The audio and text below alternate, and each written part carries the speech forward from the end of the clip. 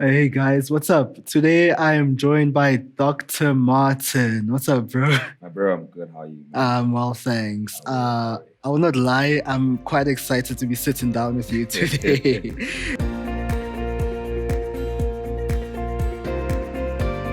You've had so much to share, so much knowledge to share. So I was like, I have to have you here on the show and all that. So let's actually go now and just talk about the early days, because everybody likes to know where exactly you started in terms of like before Forex, like life before Forex. Yeah. Well, I'm a small boy. Yeah. And within me resides that boy. I'm a boy who comes from a very disadvantaged family who had big dreams. Yeah. I was just a normal person, man. Yeah. So what was like the first, do you remember the first time you actually heard of Forex? Like 100%. I remember.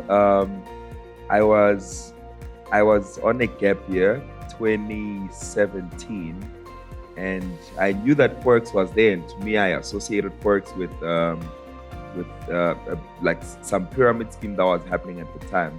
So I thought that Forex is just one of those things where you just come in, recruit people to make money. Yeah. I didn't believe in it when I knew about it, but with time, I got convinced because I didn't have the money and I saw an opportunity and a chance to start trading. So this friend of mine told me about it and said, bro, you're sitting at home. Why not start trading?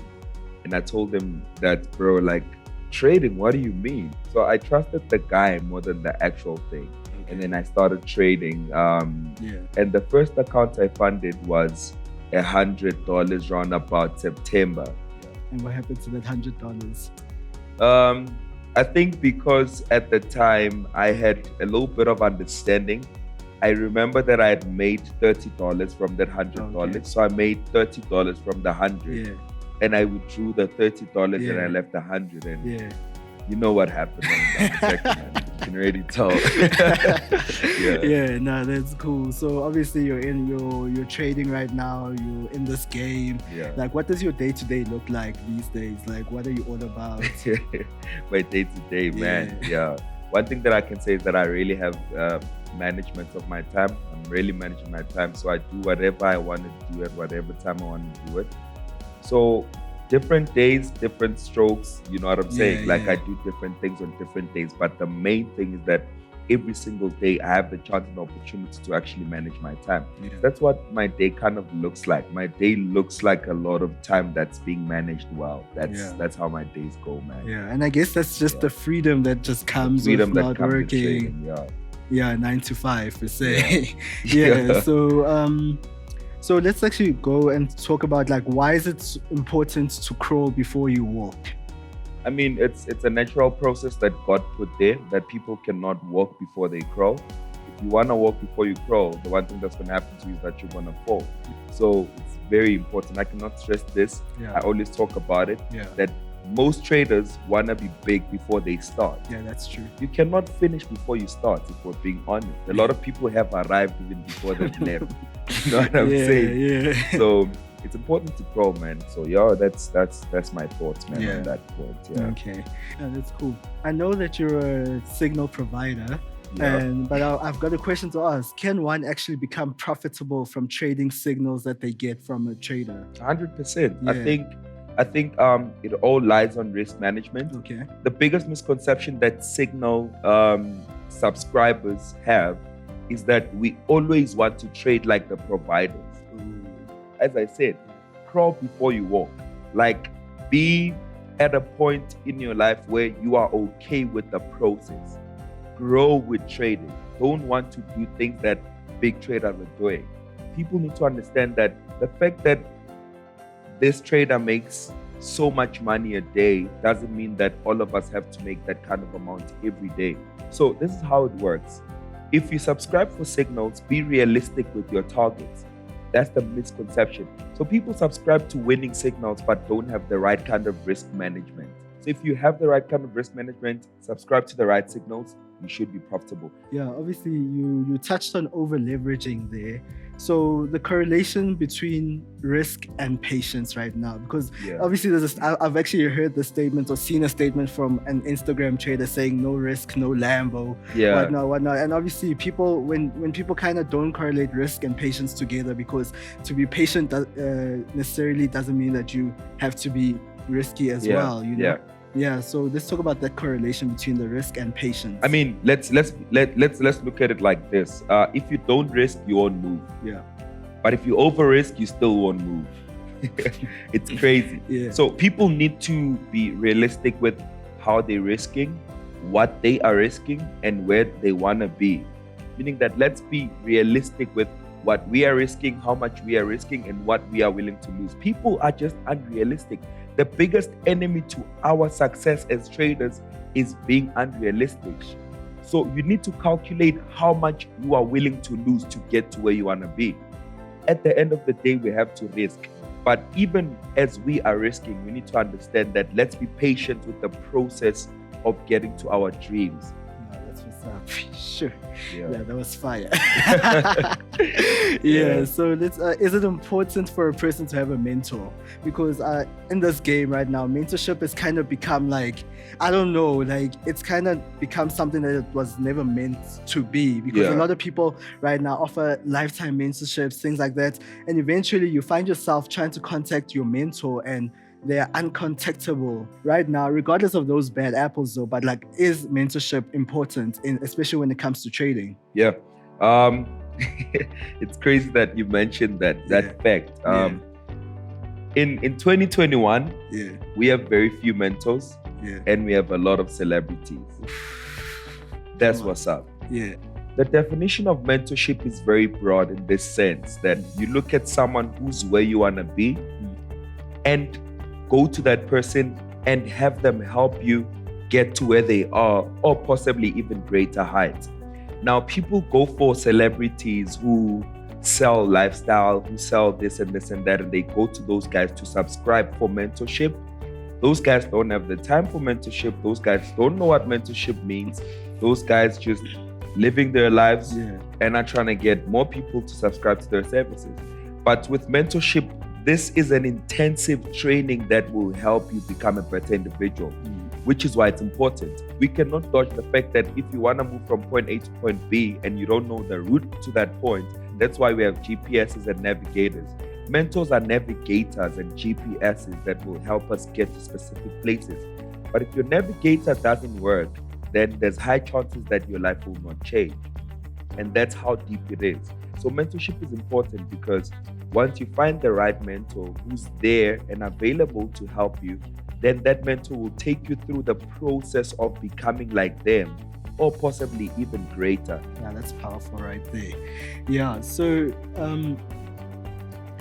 earlier on you spoke about good traders. There are people out here who are really good traders and all that. But let's talk about that process from becoming a good trader, moving into being a consistent, profitable trader. Well, I think there's a bridge even before being a good trader. There's a whole gap there. People need to understand that having a great analysis doesn't make you a good trader. After analyzing, the execution part is also important. That's where you deal with your emotions. That's where you deal with your fears. That's where you deal with everything. When you actually do execute the trade, there's so many traders who I've mentored who come to me and say, bro, like I've been analyzing and I know how to analyze, but I don't know what happens when I trade. Like I just lose and stuff like that. So the ones that analyze must start taking trades, and that's the route to you becoming a trader.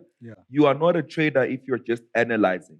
You being a trader consists of you actually executing the trades.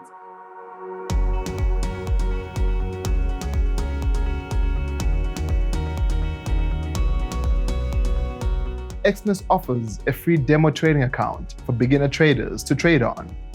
The demo account interface is ideal for traders who want to practice their strategies or learn to trade without incurring any trading risks or losses.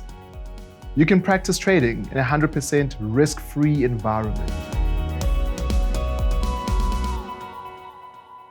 After execution, then you will understand that there's now the risk management part that comes and makes consistently profitable traders.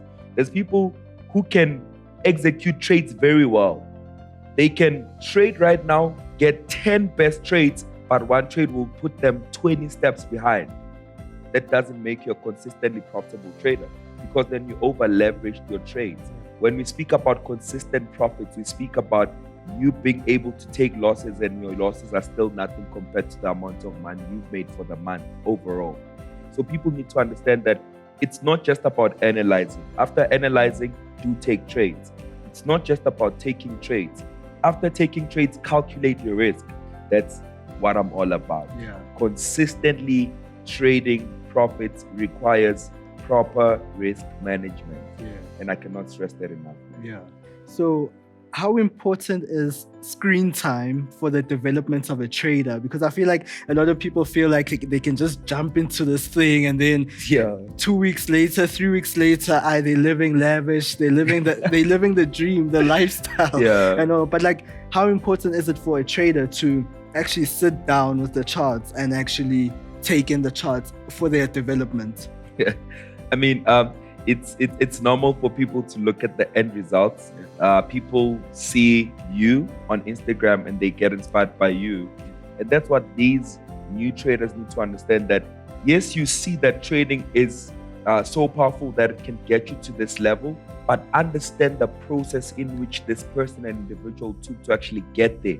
And that's when screen time comes in, because you will need 1,000 hours to get to my kind of level of analysis. Like 2 years before, I used to spend hours and hours and hours on my screen trying to crack this code. There's hours that I've put in to familiarize my mind with what's now made simple to my understanding. So it's important that people must put in the time, put in the hours, so that they can master the craft of trading. There's no shortcuts in it. You cannot come and expect to make money if you've never really put in the time to your charts. That's all I can say. So I have to ask about this one specifically. Let's talk about that 149,000 USD loss of yours. That you. I understand that you took the account from 5,000 USD $5,000 to $149,000, and then you lost that. Yeah. So 2017, 2018, somewhere there. Like in November, that's when I was actually making real money. Like that's when I started having 10,000 rands. 20,000 rands, 30,000 and stuff like that. For me, that was a lot, because I had never seen money like that in my life before. So I funded that account and I pushed it to 149. I had that account, but that account seemed so small because I looked at someone who was making millions in dollars a day. And I was badly influenced to actually now start risking my own account to get to a point where I'm also making millions a day. From $149,000, I got stopped out to around about $900. But mind you, I think what people need to understand, you grew this account for like... I grew this account, you know what I'm saying? Like, this is hard work that... For how many months though? Like, from around about Feb till June. Yeah. So that's like 5 months of growth. Yeah. So seeing 5 months of hard work go down the drain like that was the most painful thing. And I had made plans with that money. I thought, okay, that kind of broker's withdrawals come in 3 to 5 working days. Yeah. Let me maybe make an appointment for next week for these guys to deliver my car. I know if one of that guy's dealership is watching this video, they'll remember very well that I had ordered a Maserati in 2018 and I told them to deliver it the following week, and they contacted me, man, the following week, and things were different. So that was quite an experience. I mean, I'm grateful that it happened, because had it not happened, I was not going to be where I am today, because I learned so much from that, man. So that was heavy, bro. Sounds like an experience and a half. That was heavy. I don't think that's something I'll ever forget in my life. Yeah. So what was the biggest lesson you took from this whole experience? I'm big on risk management now, because what I was doing was so stupid. I mean, who's gonna put 400 lots on a $149,000 account? Why are you putting it? Like, how much do you wanna make? Did I really need $1 million? No. You know what I'm saying? Yeah. So it taught me to be so realistic with myself and my targets that I don't over risk and I don't over leverage my accounts if I really want to see consistent money. So right now, I'm not just about making big money, but I'm also about making consistent money. And that really taught me so much about trading, that even losses will happen, but how do you make sure that when the loss happens, it doesn't actually take up everything that you've worked for so hard? If I understood this earlier, I could have been far. That's the biggest lesson I learned. Risk management, very important. Yeah, but like obviously that loss happens. There's life after that, dealing with your mental health. Like how were you like after that huge blow? Like that's a very big blow right there. Yeah, I think the one person that was there was my ex-wife at the time, who really helped me through it. I thought I was going to give up on trading, but she was then like, bro, like, you know how to trade. I mean, you've done this before. Why not get back on your feet and start trading? I had the right people around me to remind me of what I was capable of. And that's the biggest thing that every trader needs. You need the right kind of motivation that will remind you of what you're capable of for you to actually get back into the game. So that's what really pushed me to get back into trading, that I had the right kind of support around me, and that kind of reminded me of what I was capable of. And then that's when I actually started trading. And also the escrow course that I took after that loss, because I felt like what I was using before was not working. So I needed new information to help me. So that helped me to be patient and to let things unfold with time. So after that course that I took, I was able to actually understand that things take time to mature. So I'm a very patient individual, and that came from that loss. I'm very patient with life, man. And had I not lost that kind of money, I was not going to be patient with myself. So the one question that I get most times is, do you think you've actually recovered the $149,000? And the answer is always yes, for sure. I have recovered it. So the kind of money I've made now is much more than what I've lost.